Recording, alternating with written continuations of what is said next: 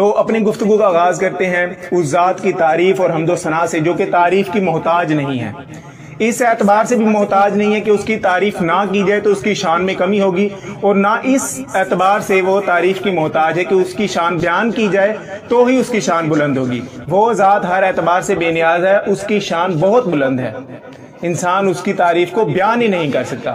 جیسا کہ سورہ لقمان میں آتا ہے کہ اللہ تعالیٰ فرماتا ہے کہ اگر بالفرض دنیا کے تمام درخت قلم بن جائیں اور سمندر سیاہی بن جائے اور اس کے علاوہ مزید 7 سمندر ہوں تو اللہ کی تعریف پر قلم بند کرنے بیٹھیں تو یہ نہیں کر سکتے، یعنی یہ چیزیں عاجز آ جائیں گی۔ اللہ بے شک غالب اور حکمت والا ہے۔ اس سے صاف طور پر یہ ظاہر ہوتا ہے کہ انسان کیا کائنات کی ہر شے بھی اللہ تعالیٰ کی تعریف، اللہ تعالیٰ کی شان بیان کرنے لگے تو یہ تمام چیزیں عاجز آ جائیں گی۔ اسی لیے صحیح بخاری میں آتا ہے کہ نبی علیہ السلام نے فرمایا کہ کوئی بھی شخص جنت میں داخل نہیں ہوگا جب تک کہ اللہ کی رحمت اسے ڈھانپ نہ لے، اللہ کی رحمت شامل نہ ہو جائے اس کے اعمال کے ساتھ۔ تو کسی صحابی نے جرأت کر کے پوچھا کہ یا رسول اللہ صلی اللہ علیہ وسلم کیا آپ بھی، یعنی کہ آپ بھی جنت میں داخل نہیں ہوں گے اللہ کی رحمت کے بغیر؟ نبی علیہ السلام نے فرمایا کہ بالکل۔ ایسا نبی علیہ السلام نے کیوں فرمایا؟ ایسا اسی لیے فرمایا، اور یہ بالکل حقیقی فلسفہ ہے، کیونکہ جنت کا جو ہمیشہ کا انعام اللہ تعالیٰ دے رہا ہے انسان کو، وہ اس بنیاد پر دے رہا ہے کہ وہ اس کے لیے حق ادا کرے، لیکن انسان حق ادا کرنے سے قاصر ہے۔ کیوں؟ کیونکہ وہ اللہ تعالیٰ کی تعریف، اللہ تعالیٰ کی شان کو بیان کرنے سے ہی قاصر ہے۔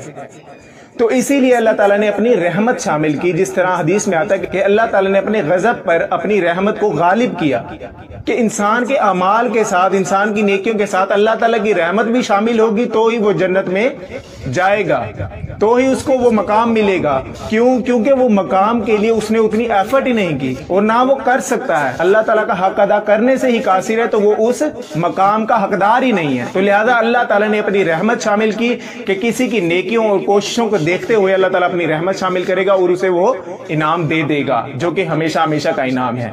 تو یہ انسان کی نیت اور کوششوں اور اللہ کی رحمت کے ساتھ آخرت کے فیصلے کیے جائیں گے۔ تو میرے بھائی، قربانی کے فلسفے کو ہم پھر سے دہرا لیتے ہیں کہ اللہ تعالیٰ کی نہ کسی کے ساتھ رشتہ داری ہے، نہ کسی کے ساتھ دشمنی ہے، اللہ تعالیٰ کی ذات ہی بے نیاز ہے۔ اللہ تعالیٰ کے ساتھ یہ عقیدے رکھنا کہ اللہ نے ابلیس کو ملعون قرار دے دیا، اللہ نے اسی لیے اس کو پیدا کیا تھا، یہ باتیں میرے بھائی کفریہ باتیں ہیں۔ اللہ تعالیٰ پر الزام لگایا جا رہا ہے کہ اللہ تعالیٰ نے کی، اللہ تعالیٰ نے اختیار دیا، اللہ تعالیٰ نے سیدنا آدم علیہ السلام کو بھی اختیار دیا کہ اس درخت کے پاس مت جانا، وہ گئے، انہوں نے اپنی غلطی مانی۔ سورۃ الاعراف میں آتا ہے کہ ربنا ظلمنا، کہ اے اللہ میں نے اپنی جان پر ظلم کیا، میں نے کیا، تو نے مجھے اختیار دیا۔ دعا میں آپ عاجزی دیکھیں، اللہ تعالیٰ نے ایسے ان کو معاف نہیں کیا، ان کی دعا آپ دیکھیں کہ میں نے اپنی جان پر ظلم کیا، میں نے تیری نافرمانی کی، میں گناہ گار ہوں، میں خطا کار ہوں، اللہ مجھے معاف کر دے۔ تو اللہ تعالیٰ نے معاف کیا۔ ابلیس کے بارے میں کیا آتا ہے کہ جب اللہ تعالیٰ نے اسے سجدے کا حکم دیا تو اس نے انکار کیا، پھر بعد میں اس نے تکبر کیا اپنی اس غلطی پر جو کہ اس نے اللہ کے سامنے نافرمانی کی صورت میں کی۔ سورۃ الاعراف میں آتا ہے کہ اللہ تعالیٰ نے جب اسے مہلت دی تو اس نے آگے کہا کہ اے اللہ تو نے مجھے گمراہ کیا، اب میں تیری سیدھی راہ پر بیٹھوں گا اور لوگوں کو گمراہ کروں گا۔ تو اس نے اللہ پر الزام لگایا اپنی گمراہی کا، تو وہ ملعون ٹھہرا۔ آج بھی لوگ اپنے گناہ کر کے اللہ تعالیٰ پر یہ جملہ ابلیس بولتے ہیں کہ اللہ کی قدرت میں، اللہ کی اس تقدیر میں یہ چیز لکھی ہوئی تھی تو میں نے یہ کی۔ میرے بھائی ایسا نہیں ہے، گناہ کا اللہ تعالیٰ کبھی حکم نہیں دیتا، انسان کو اجازت دی جاتی ہے کہ وہ گناہ کر سکتا ہے، آخرت میں اللہ تعالیٰ حساب لے گا، لیکن یہ اللہ کی مرضی نہیں ہوتی۔